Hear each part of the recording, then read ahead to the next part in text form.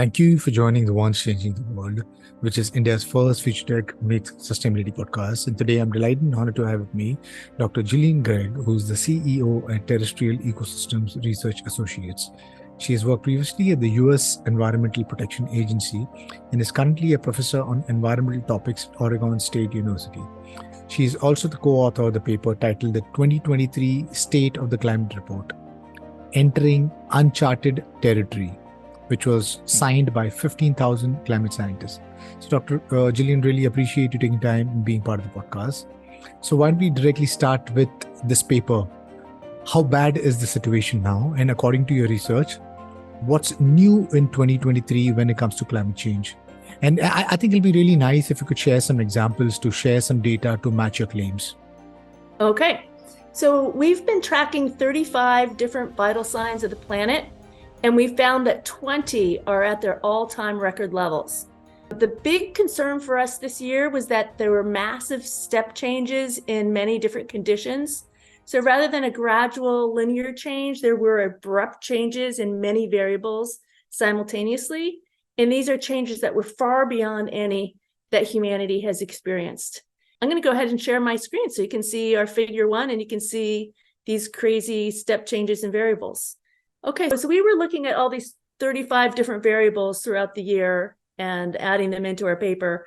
The first thing that really jumped out for us was looking at the North Atlantic sea surface temperatures. You can see back even in April, it was getting out of the normal range, but by May, it was really clearly above, and it just continued to soar. This is when we stopped and had to put our data in the paper and get it published. But all of these variables on this graph are still way out from any that have happened in the last 30 years. Okay, so there we were with these very warm North Atlantic sea surface temperature, and that also translated into the whole world sea surface temperature anomaly. So all of these, you can see they're far, it's not just gradual, it's a major step change compared to anything that we've seen before. That's where it started, was with the ocean temperatures. But then after that followed the ice melt. And you know that if you have ice in warm air, it's going to melt. So the warming of the air obviously helps to melt the ice. But if the ice is in a warmer ocean, that has an even bigger impact to melt the ice. The Antarctic sea ice extent was 2 to 3 times higher than it had been in July and August than any of these previous 30 years. And the same with the global ice extent, a big steps change in the ice melt. Then finally, of course, if you have a warmer ocean, then those ocean temperatures translate into the air. And if you have less ice, you have less reflection of the incoming solar radiation. So you have more absorption of solar radiation into the climate system. And that led to these extraordinarily high global surface temperatures. By the time that we published, we had had 38 days where the global temperatures were over 1.5 degrees Celsius, which is the goal for the Paris Agreement. We're clearly looking at global temperatures that are going to be exceeding 1.5 degrees Celsius in the very near future on an annual basis. These are daily basis that it was higher here. And Right. this was very rare in the past. So. Right. So this definitely sounds very scary, because we always thought that 1.5 degrees Celsius would be threshold. And you're saying that this year we already had 38 days of over 1.5 degrees Celsius. Would you be able to possibly share more data and maybe talk about the nature of the report? Because besides the climate change, there's this in the tech space, everybody is right now talking about the existential threat of tech itself, and especially AI. Because just the beginning of the year, we had ChatGPT, and these large language models are like almost taking over all aspects of our life. But then there is obviously a group of people who are saying that AI could lead to an existential threat. So there's the tone of the tech has changed from it being something that's going to enable humans to it being an existential threat. compared to climate change, I mean, it's always been, I mean, like it's going to be an existential threat. Maybe, was that a deliberate decision to, write a paper with such strong language, or do you actually, like you share the data? The data is alarming. What are your thoughts on that? I'll answer the last one first. We just have been watching the same variables every year, year after year. And we just feel that it's important to watch the data and get the information out there of what is changing so that everybody knows what is going on. So it's not that we are by any means trying to have an alarmist paper. It's just that we are watching the data. We've been watching the data regularly year by year and publishing on it. And we are alarmed. The data are really off the charts. And so we added that into our title, like we're entering uncharted territory.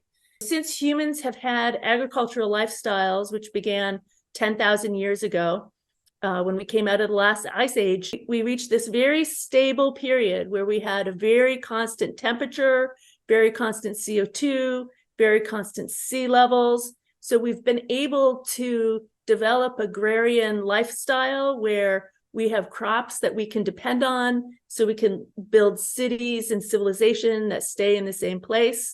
And we're not nomadic, where we just go to where the climate is, where our animals are going to have food that they can eat.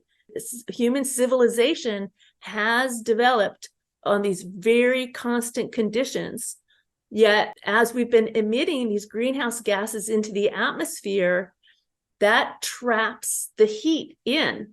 And so we are actually destroying this stable climate that our civilization has adapted to.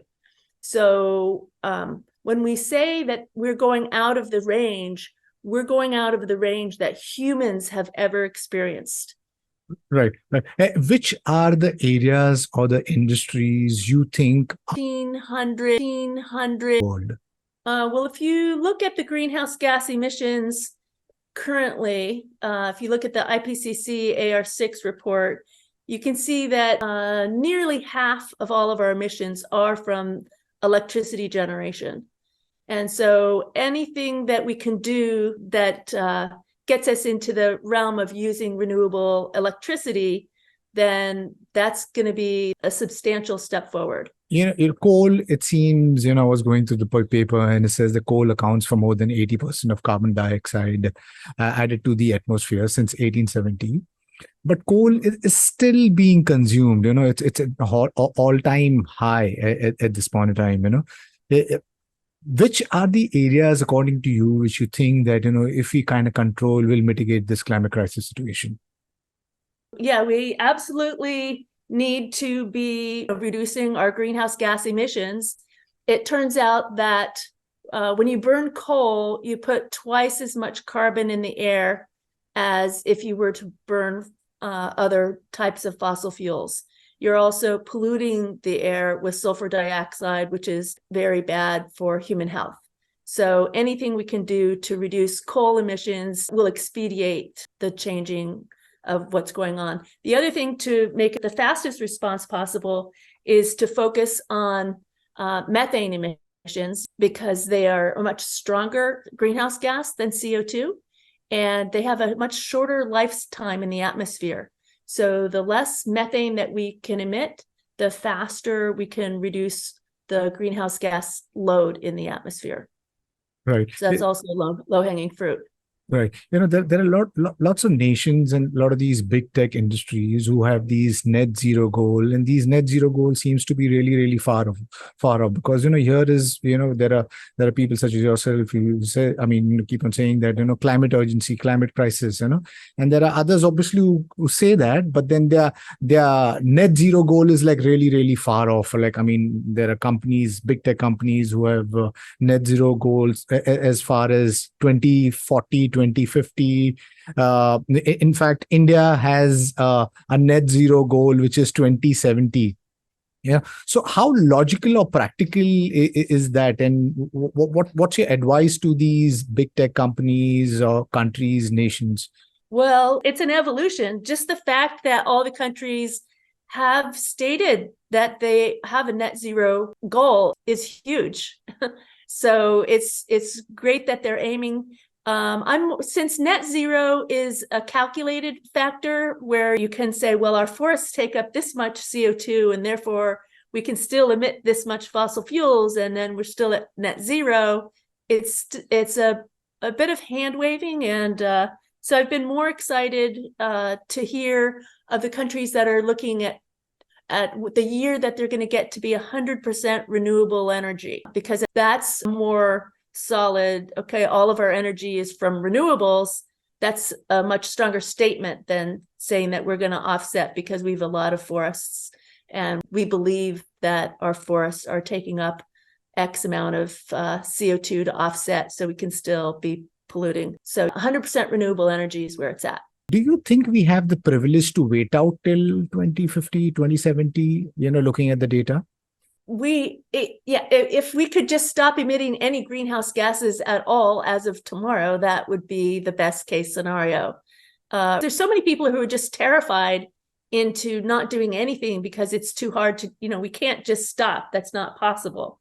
Johan Rockstrom, in his recent movie on breaking boundaries, he gives a very good analogy. What he points out in the end of his movie is that if the goal is to get to 50% of the 2010 levels by 2030, then all we have to do is emit 7.5% less per year every year until 2030, and then you will be at 50%. That makes it sound quite a bit more manageable.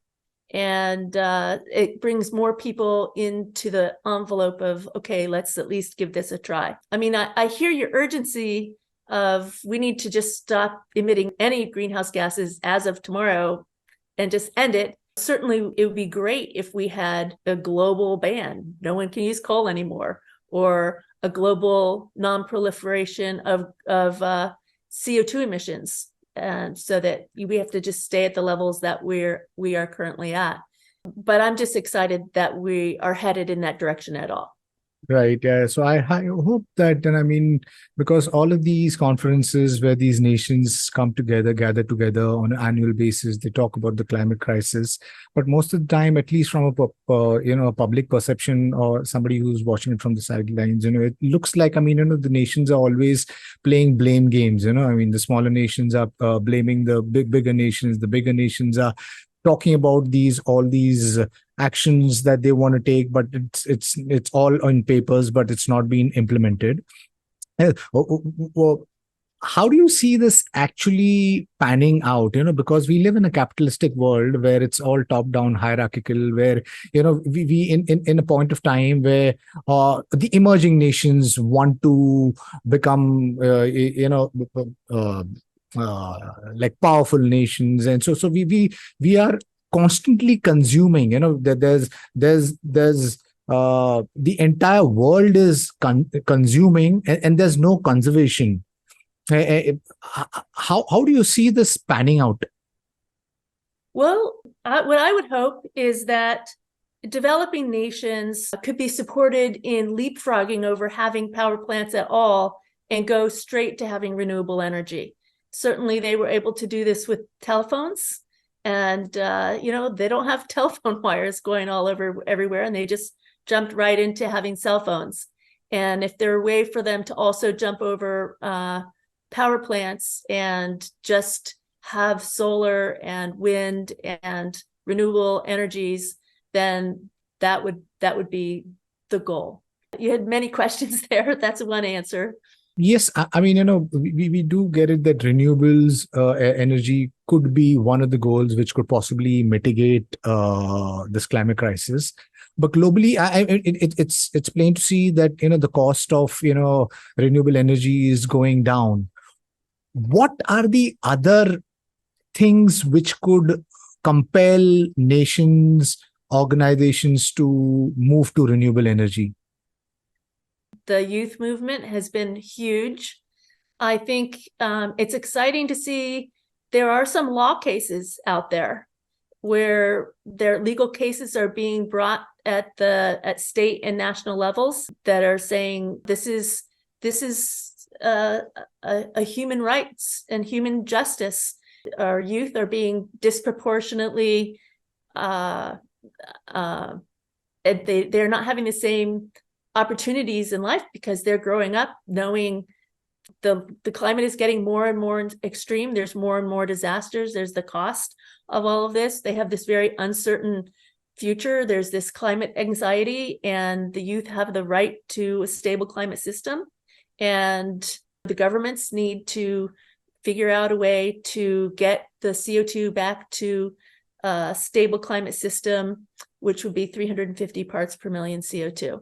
We're very excited that there was a climate case that went through in Montana this year. Our Children's Trust runs many of these law cases around the globe and within the United States. And it's good to see that some of these law cases are coming to fruition. So, Doctor, can you explain what a feedback loop is and why is it so important to make those changes now? And theoretically, do you think that we could reach a situation of no return, where we, even after getting to a zero emission, the climate continues on a self-perpetuating feedback loop? A report came out the day after ours that says that's dead as a doornail. No, dead as a doornail is their statement. There's no way the world will stay below 1.5 degrees Celsius above pre-industrial levels.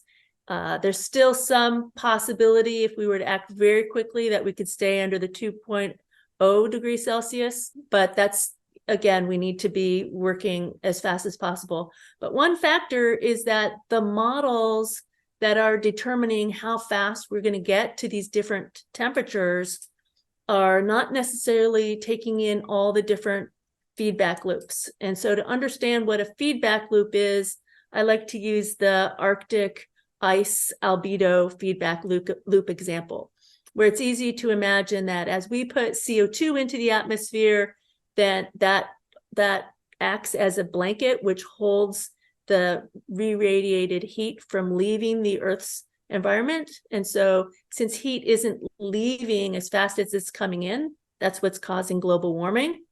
But as the globe warms, of course, the ice melts. And as the ice melts, that changes the color of the surface of the Earth.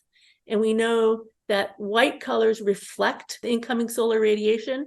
So as the ice melts, we're reflecting less and absorbing more of the solar radiation. So just the melting of the ice itself acts to warm the globe. So it's a feedback loop where since the ice melts, that warms the globe. Then the question is, at what level, at what point in time, do we not have to even add any more CO2 to the climate system before the warming, melting loop goes all on its own?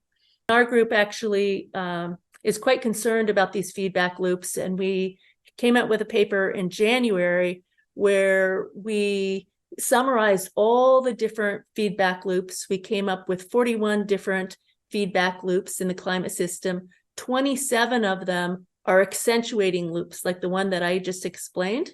And there's no model that includes all the 27 possible amplifying feedback loops.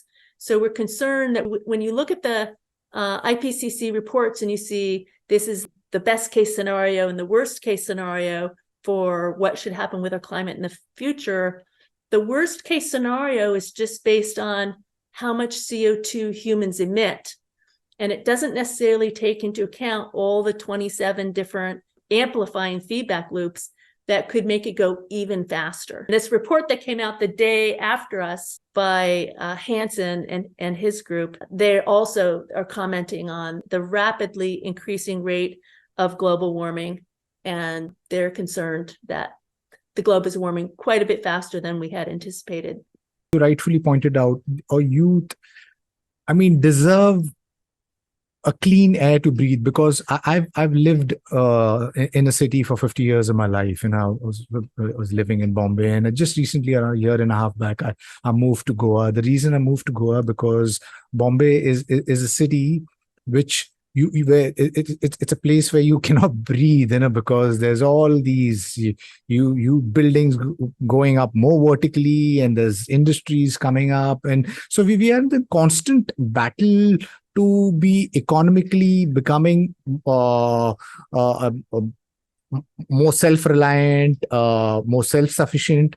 But then we don't understand that growth comes at a cost. The more economically you go, grow, you the more problem you create for the climate, and the ecosystem. In fact, I think last year I was speaking to Gaia Harrington. She's the sustainability director of ex-sustainability director at KPMG.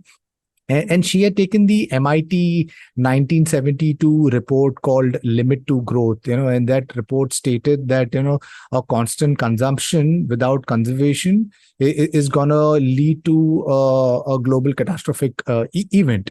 So in 2021-22, Gaia took the same report, the same model, World 3 model, and she fed it with the new updated data, which is the pollution data, the population data, industry data, and that it seems through the data they got to know that 2040 lead to we would have like a catastrophic event. There are a lot of these reports, but I don't think people are like really paying attention to this report. So somebody who's written this new report, and there are others also who are claiming that we are heading towards a global disaster if we don't mend our ways. What are your thoughts on that? I mean, you mentioned about youth playing a role. What needs to be, what steps needs to be taken to change this so we all can have like a planet?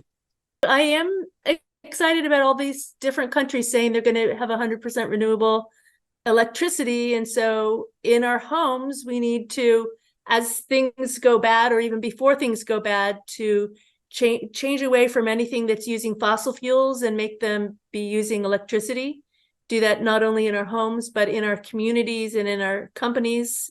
If you're running a company, we need to purchase things only from companies that are doing things as renewable as possible. We need to have a price on carbon so that it costs more to be putting carbon in the air. We need to stop overconsumption. We need to all visit dumps and get the visceral understanding that every single thing that we ever buy from a store, whether that's our couch or our hot tub or your roof or your whatever, every single thing that we buy ultimately ends up in our landfills. So we need to buy less stuff. There is this trajectory with age. When you're younger, you're like accumulating all this stuff. And I'm at the point of just get rid of everything. And there's wonderful video by a woman in California. Everyone in their family just has 16 articles of clothing. So when they go pack for a trip, they just open up the bag and swoop everything in and go. We don't need all of the things that we have. And probably we don't need all of the savings that we have. If we had more confidence that someone would be going to take care of us when we were old, everyone's terrified, how are we going to survive? I think we have the means to make big changes right now. And I am enheartened of our 35 different variables that we've been looking at. 5 of them are human action factors that are at their all-time beneficial levels. And I just run through those. The first one is that greater than 20% of energy production is already from renewable energies. And we do, as we've been talking about, we have had governments worldwide that are declaring that they're going to have 100% renewable electricity. And there was a scientific review that came out this year that said 100% renewable energy is feasible worldwide at low cost. So I'm optimistic about that.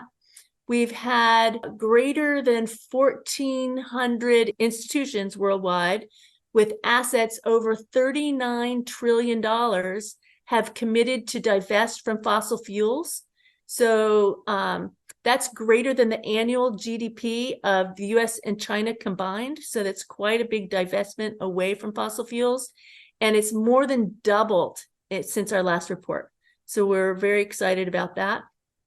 The third factor is that nearly 22% of all of our CO2 emissions currently are covered by a carbon price. Unfortunately, the price is still, the average is only about $23 a ton, and it needs to be between $75 or $100 a ton in order to make a difference. And we'd like to give a shout out to Sweden and Switzerland, who are leaders where their CO2 price is over $100 per ton. A fourth factor is that the population growth, which is a huge factor in all of this, we currently reached 8 billion. We're expected to be 9.7 billion by 2030 and 10.4 billion by 2050. So in order to fix that, we need the births per woman to go down below 2.1. Over the last 50 years, the births per woman have been cut in half, but we're only at 2.3, and we need to get down to 2.1 in order to have a stable population. But it is at least going in the right direction. And we think it's important to have education and jobs for women are going to be a big help in continuing to decrease the fertility rate. And the final thing that we think is important is that there have been over 2,000 different governments that cover 1 billion of the world's citizens that have declared a climate emergency. It started with Scotland and Wales and UK, all of Canada, all of the EU, Japan. 24 entire nations have declared a climate emergency.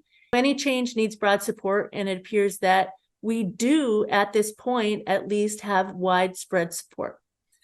That's really good news, because I mean, while we talk about the problems with climate change, it's nice that people are actually being committed and joining hands, and working towards mitigating this problem. I think globally, I think even the people should join, because you rightfully pointed out, I think, overconsumption without conservation is going to lead us to a big problem. We need to get into the circular economy where we look at, how we consume and see that we could also look at conservation. At the end of this month, we have COP28.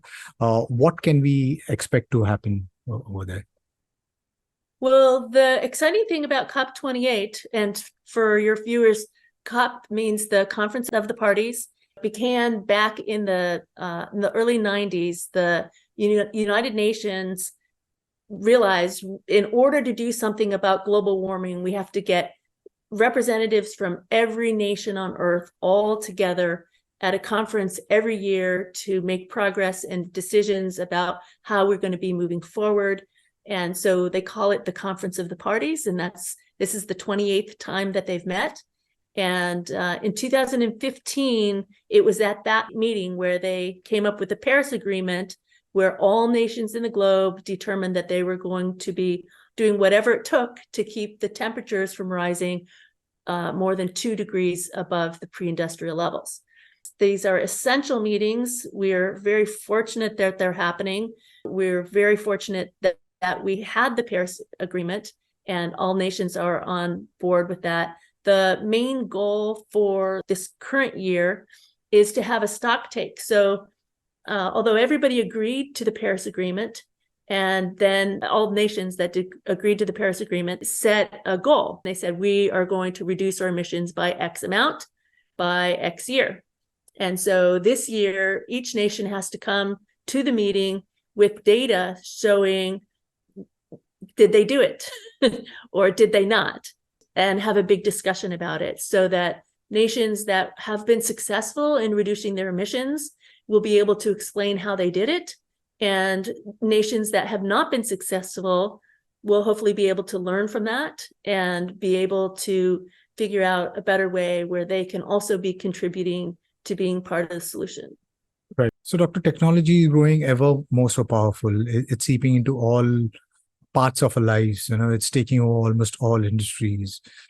There's so much pros, but there's also cons. The cons is that AI and most of the other technologies, such as nanotechnology and quantum computing, biotech, is also being vouched as an existential threat. Besides, it's extremely power hungry. Technologies such as artificial intelligence and blockchain consumes huge amount of power, power as compared to these small nations. But it also has the potential, some people say that it also has a potential to reverse all of human problems. So do you think that technology could play a role in reversing climate crisis?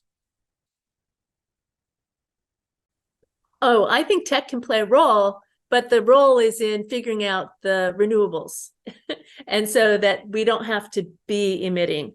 There's the whole idea of carbon capture is still quite expensive and also CO2 intensive. So we're still be emitting a lot of CO2 to run the instruments to be able to pull that CO2 out of the air. And it's also economically very expensive. So I think we're in better shape focusing on not emitting as much and also in maintaining and enhancing our natural ecosystems, because natural ecosystems already have photosynthesis, which takes CO2 out of the air. Destroying all of our tropical rainforests is not helping at all. And it just, if it's slash and burn, then you're adding all the CO2 from those trees also into the atmosphere, and then those trees are no longer part of the system that's taking the CO2 back out of the atmosphere. So our group is highly in favor of the natural climate solutions where we maintain natural ecosystems and biodiversity to help the functioning of the globe. Right. So Dr. Really appreciate you taking time and being part of the podcast. Would you be able to maybe paint a picture of how do you think the world is going to pan out? Because you painted a picture of the current situation that we are in, and then you painted a dire picture, but you also then painted out that there is a large movement which is happening where there's more and more nations and industries or people who are joining hand and understand that this could be an existential crisis and they're working towards possibly mitigating it. But somebody who's been invested in this, what would be your honest opinion? How do you see this thing panning out in the next couple of years? I think it'll take more than a couple of years, but I teach Intro to Climate Change to over 1,200 students a year.